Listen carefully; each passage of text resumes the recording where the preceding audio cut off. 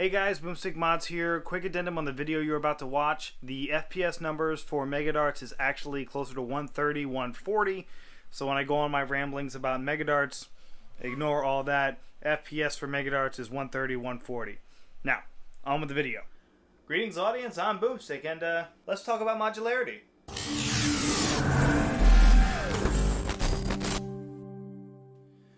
This is the XC designed by Foam Knight. You can find hardware and build-it-yourself kits up on his website. I'll have that link down below in the description. It is a pump-action mag-fed springer with interchangeable magwells and barrels to allow you to fire half-lengths, full-lengths, mega, or rival. It also features a adjustable stock and a quick-release cap for the back to be able to change out springs. Now, side note here, currently I think you can only fit K26 size springs, so anything bigger than that might cause a problem.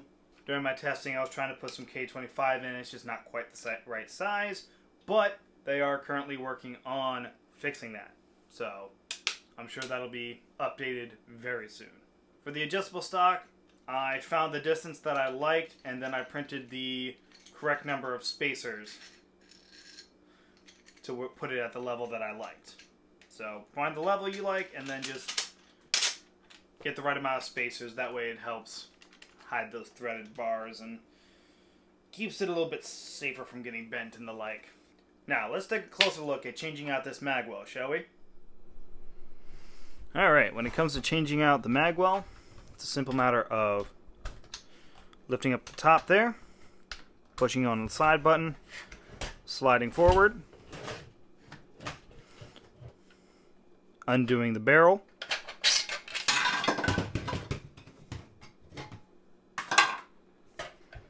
pushing a button on the side. Alright, now you've removed the magwell. Now you can decide whether you want to go for rival or mega. For this, I'm just going to switch over to mega, which I store together in pieces just so I don't lose them. Then you can take the barrel, it slots over, and then twisting it, holding it onto this O-ring back here, which gives it a nice seal. Then from there, you can actually go ahead and close it, insert the barrel,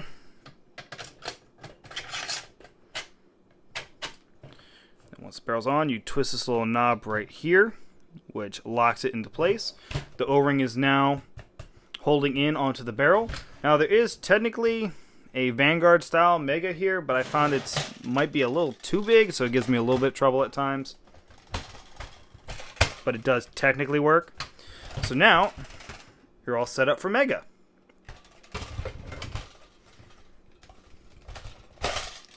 So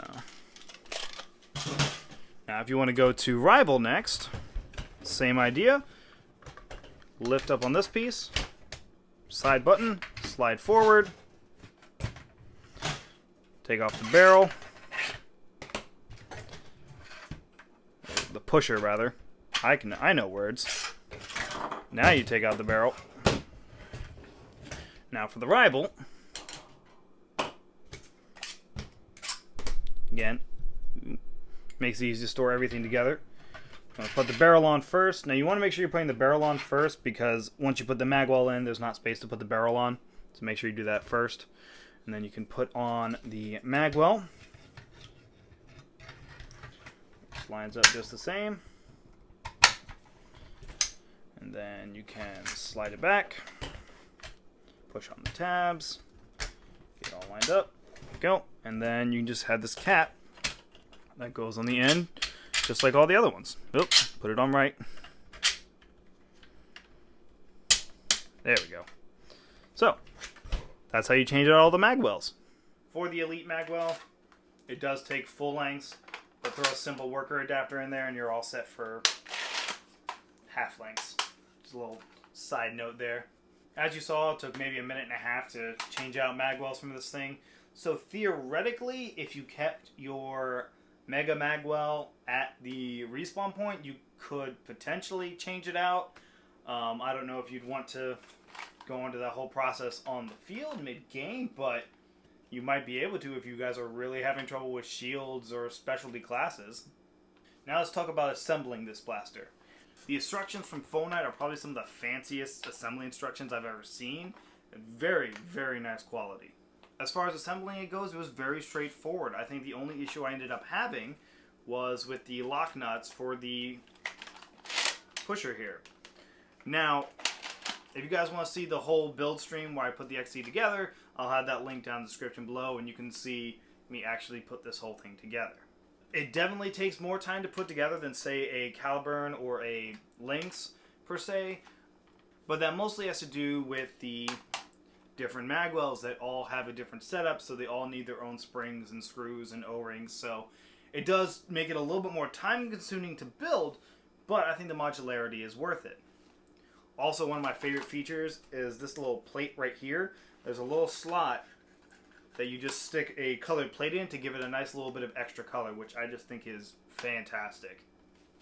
I will also mention that this blaster is designed to be printed without supports. I did end up printing a couple pieces with support, but I think that may have been a mistake and it ended up causing me issues in the long run. So yeah, it's nice to have another blaster that you can print without supports. I think that's enough blabbering. Let's take it outside, shall we, and see how it does.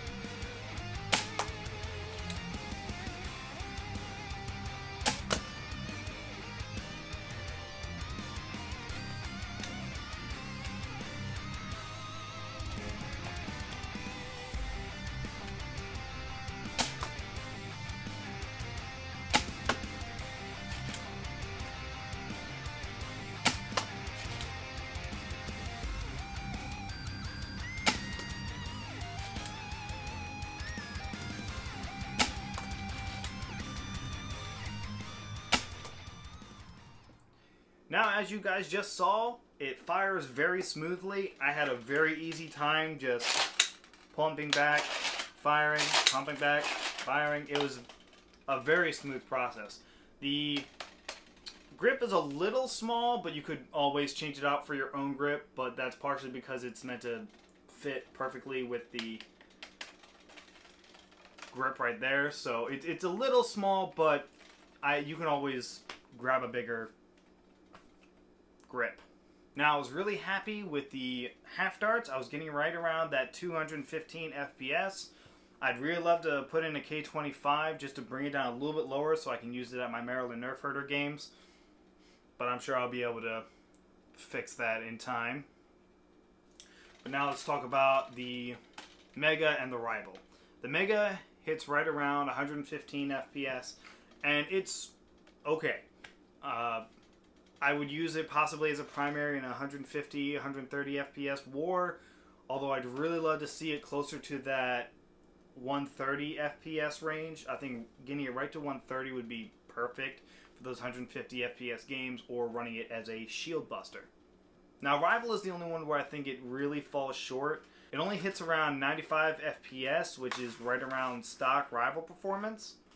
So I'd really love to see it get closer to that 110, 120 FPS range, which is that sweet spot for Rival. Now, on the XC Discord, there's already been some testing done to improve the Rival, changing out the inner barrel here because it all has to be modular and work with each other to get it to, I think, 111 FPS is last time I saw what the FPS numbers were. So if we can get it over that 110 to 120 range, I think Rival would be good. It's just as it is right now, I personally don't think it's going to be that useful. I'll mostly be sticking with half lengths and Mega. And I'd still love to see Mega just a little bit better. Now, another thing that they've already updated as well is you see these iron sights here. They get in the way of any rail-mounted blasters like the Proud Papa or the Mistress Key, but they've already got an option available to where if you don't want to have these iron sights, you can get it without them. The one thing I do love about this blaster is the aesthetic. This honestly looks like a blaster that you could go to a store and grab off the shelf. Everything works really well together. It's very smooth transition from piece to piece, and I just really like how it looks. The only other downside might be that you can't really put a scar on it for the half lengths, although I'm sure somebody will figure out a way to do it in time. But that's also the other thing. This blaster is a new platform that people can build off of. The Caliburne's been around for years now, and we've seen so much growth from it. So even if it doesn't do everything perfectly right now, this is a beautiful start to a new platform, and I can't wait to see where people take the XC and what it does in the future. But even as the blaster is now, I do thoroughly recommend it. If any of those numbers or the performances you saw you think would be beneficial to you, absolutely check out his website and grab one for yourself. Like I said, hardware kits, build it yourself kits, check it out. It's not that hard to assemble, and it performs pretty well for most things. If you guys have any thoughts about the XC by Foam Night, absolutely leave it down in the comments below. If you like this video, go ahead and hit that like button. And hey, if you'd like to support the channel, check out our Teespring and maybe even my Patreon for exclusive content. And if you want to see more from creators like myself and others around me, absolutely hit the subscribe button. Thank you all for watching. I've been Boomstick, and I'm out.